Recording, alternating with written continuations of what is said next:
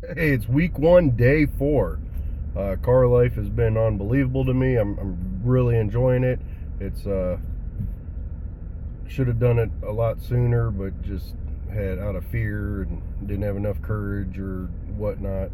But I did have an interesting one. So part of car life is you got car issues, especially driving ride share.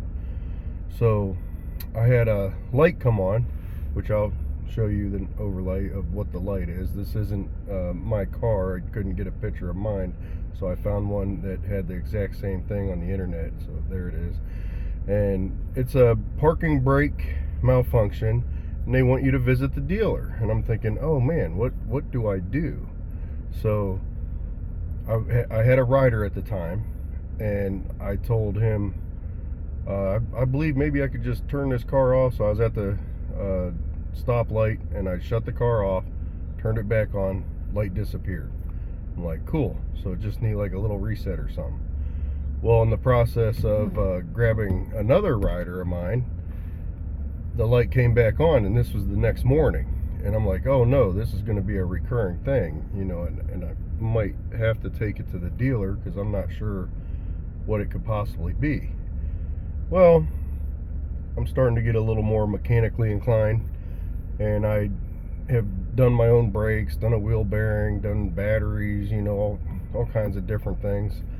So I go, well, let me go check out old glorious YouTube and Google and see what they have to say about it. Well, I found a Toyota forum that a lot of them people took it to the dealer, and the dealer was charging them like, it ranged from $275 to $1,200, and I'm like, sheesh, I'm not want to pay that. That's like ridiculous just to try to get rid of a light. And I guess what the dealer was doing is they would hook it up to a diagnostic tool, and then there was like a recalibration tool that they had to use. Well, Toyota's smart enough for like the do-it-yourselfers, because I kept reading further down that when you do the brakes, the rear brakes, they're electronic. So when you go to change out the pads or rotors or whatnot, you have to use your parking brake, and there's like a series that you have to do, and it'll wind the brakes all the way back, so that way you can push the caliper in and then you can change your brakes.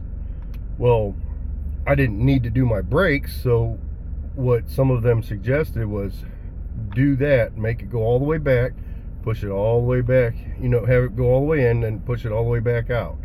So I did that, no more light, and that was free of charge.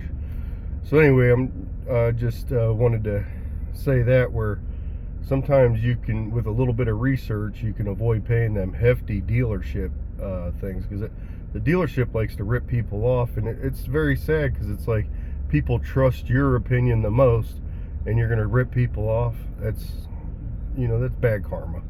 I hope they get bad karma all the time. Anyway, now back to the earnings part.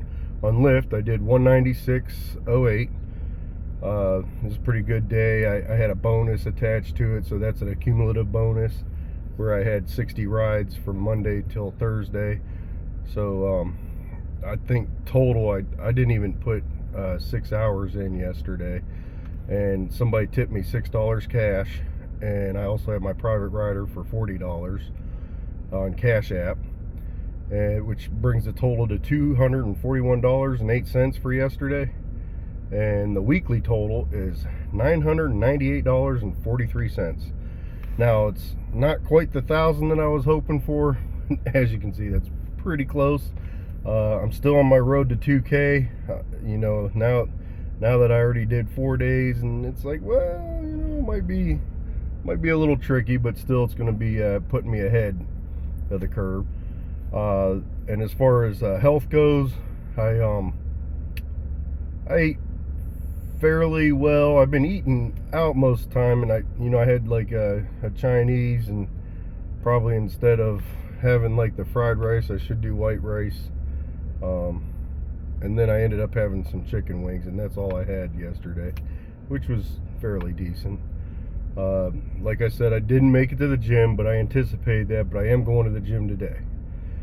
Anyway, have a good one, and I'll have another update tomorrow.